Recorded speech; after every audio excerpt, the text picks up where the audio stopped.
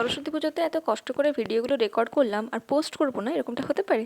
Hi everyone, আমি স্বাগত আর নতুন একটা ভিডিওতে সবাইকে স্বাগত। আজকে ছিল সরস্বতী পুজো, যদিও এই বছর দুদিন সরস্বতী পুজো পড়েছিল, রবিবার আর সোমবার। তো যাই হোক, এখানে আমি একটা ইয়েলো কালারের মুসলিনের শাড়ি পরে রেডি হয়ে গেছি। যদি এবার আমার বেরোনোর একটু ইচ্ছে ছিল না, বাট ভাই বললো চলো একটু ঘুরে আসি। তো আমি রেডি শেডি হয়ে বেরিয়ে পড়েছিলাম। আর আমি প্রথমে গেছিলাম গার্লস স্কুলে, যেখানে আমি আগে পড়াশোনা করেছি, আমার স্কুল লাইফ যেখানে কেটেছে। আর সেখানে না ভীষণ সুন্দর করে সাজিয়েছিল।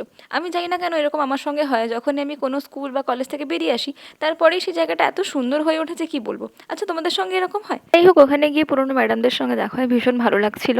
আর তারপর প্রত্যেকবারের মতো এবারও ডেকোরেশন ভীষণ সুন্দর করেছে।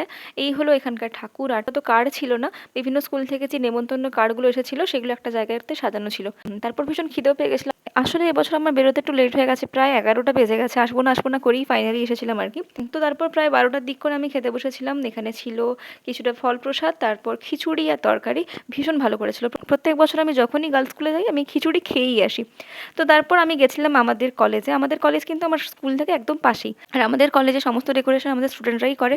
আর সরস্বতী ঠাকুরও আমাদের কলেজের সবার তরফ থেকেই বানানো হয়েছিল। এখানে আমি প্রত্যেক বছরই আসি, যেহেতু এই কলেজটা আমার বাড়ির একদম পাশে, তোমরা জানো অনেকেই। তো প্রত্যেক বছরই আমি এখানে আসি, আর প্রত্যেক বছরই এরকম সুন্দর করে হ্যান্ডমেড ডেকোরেশন হয়। তারপর এখানে ঘোরাঘুরি করে আমি বাড়ি পৌঁছে গেছিলাম। রাত্রেবেলা ছিল আমার বোনের প্রোগ্রাম, ওর প্রাইজ ডিস্ট্রিবিউশন সেরেমনি ছিল, যেখানে ও এইচএসে ভালো রেজাল্ট করার জন্য প্রাইজ পেয়েছিল স্কুল থেকে। তো এই সমস্ত প্রোগ্রাম শেষ করে দিনটা শেষ করলাম। তো ভাই, ভালো লাগলে ফলো করে নিও, দেখা হচ্ছে নেক্সট ব্লগে।